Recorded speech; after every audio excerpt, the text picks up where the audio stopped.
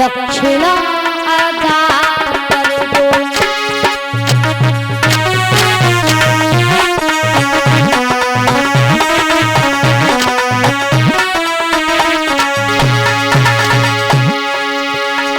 राजन स्वागत का समय नहीं,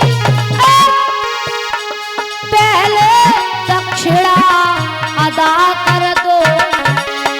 तेरा सारे स्वागत जाने हमको धन धान्य विदा।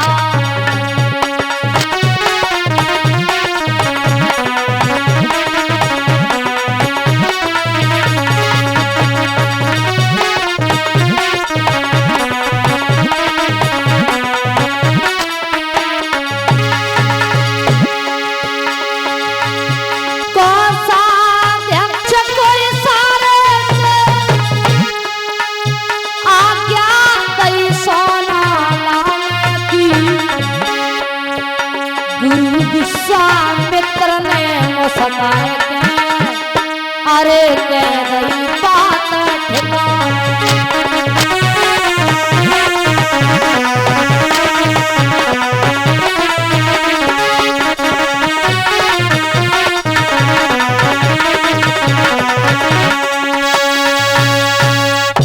आज धर कहा कि ये राजपाट सब हमारा हो चुका है, अब जो हमारी दक्षिणा है वो हमें दे दीजिए और हम जाएं। आज जो इतने वचन सुने हैं हरिश्चंद्र जो थे जमीन पर गिर पड़े। ये क्या हुआ? विश्वामित्र पूछने लगे लगता है आप हमें देना नहीं चाहते। बोले नहीं महाराज ऐसी कोई बात नहीं है, जाकर के हम अपनी पत्नी को पूछ करके आते हैं। बोले चले जाओ। आज जैसे ही रानी तारा ने आता हुआ देखा, आरती की थाली उठाई आगे बढ़ी। बोले रानी अभी ये आरती का थाल जो है वो दूर रखो। क्या हुआ महाराज? आप तो बड़े ही उदास दिखाई दे रहे हो, क्या कारण है? कोई याचक विमुख चला गया है या कोई संत भूखा वापस हो गया है? किसकी क्या बात की चिंता हो रही है महाराज? बोले रानी एक भिक्षुक के रूप में संत दरवाजे पर आए हुए हैं, सर्वस्व उन्होंने ले लिया, अब कुछ भी नहीं बचा है। बोले महाराज एक बात बताओ, महात्मा जी का कुछ रह तो नहीं गया? बोले अभी तो 60 बार सोना बाकी है। बोले तो महाराज क्या करोगे? क्या तुम मेरे साथ बिक सकती हो? तारा बोली महाराज आप तो ऐसे पूछ रहे हो जैसे कि हम किसी और की पत्नी हो। अरे आप कहो तो हम अपने शरीर के टुकड़े टुकड़े करवा सकती हूँ। रानी तारा भी बड़ी पतिव्रता थी, और महाराज पतिव्रता में तो बड़ो ही बल होए, बड़ी शक्ति होती है। एक ब्राह्मण देव थे, उनकी पत्नी ब्राह्मणी बड़ी पतिव्रता थी। ब्राह्मण देव दूर दूर तक यज्ञ हवन पूजा पाठ करने के लिए जाया करते थे।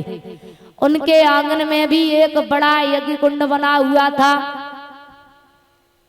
तो उनके घर में एक छोटा बालक था, घुटवन चलने वाला, जो बोल नहीं पाता था, छोटा था। तो ब्राह्मण देव एक दिन यज्ञ करके वापस लौटे तो थक गए और अपनी पत्नी की जंघा पर सर रख करके सो गए। पत्नी उनका सिर दबा रही है। तो जो बालक जो था घुटवन चल करके यज्ञ कुंड के नजदीक पहुंचा जिसमें अग्नि भरी हुई थी। अब देखा माने कि ये बालक अगर गिर गया तो इसकी मृत्यु भी हो सकती है, क्योंकि यज्ञ कुंड में अग्नि भरी हुई है। लेकिन अगर मैं यहाँ से उठी तो हमारा पतिव्रत धर्म नष्ट हो जाएगा, क्योंकि हमारे पति की निद्रा अगर भंग हो गई तो हमारा पतिव्रत धर्म नष्ट हो जाएगा। और यदि हमारा पतिव्रत धर्म नष्ट हो गया तो दोबारा कभी पतिव्रता नहीं कहलाई जाऊंगी। बेटा कर्म है और पति धर्म है।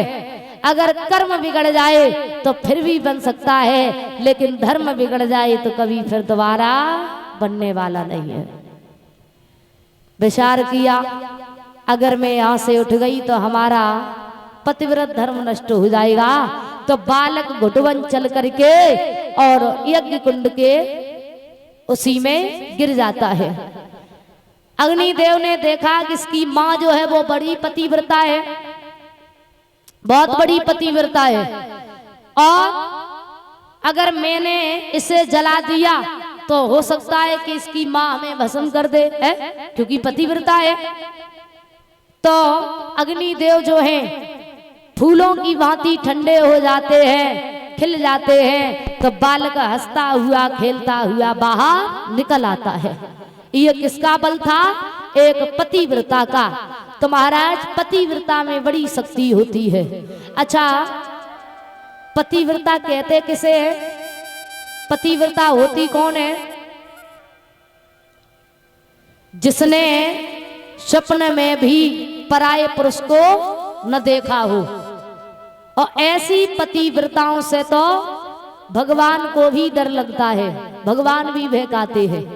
अनसुईया ने सृष्टि के जो 3 कारक थे उनको पालने में झुला दिया। ये किसका बल था? एक पतिव्रता का।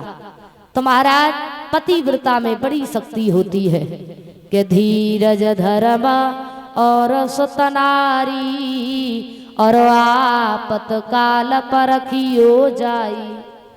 आप कितने धैर्यवान हैं, कितने शीलवान हैं, ये कब पता चलता है? विपत्ति में। वैसे तो सब शीलवान धैर्यवान बने रहते हैं।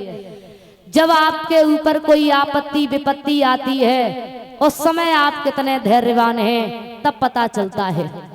कितने रिश्तेदार आपके अपने हैं, कितने परिवारी जन आपके अपने हैं, कितने मित्रगण आपके अपने हैं, ये कब पता चलता है? विपत्ति में। वैसे तो सब अपने बने रहते हैं, कोई पराया नहीं होता, लेकिन विपत्ति में जो साथ दे वही आपका अपना होता है।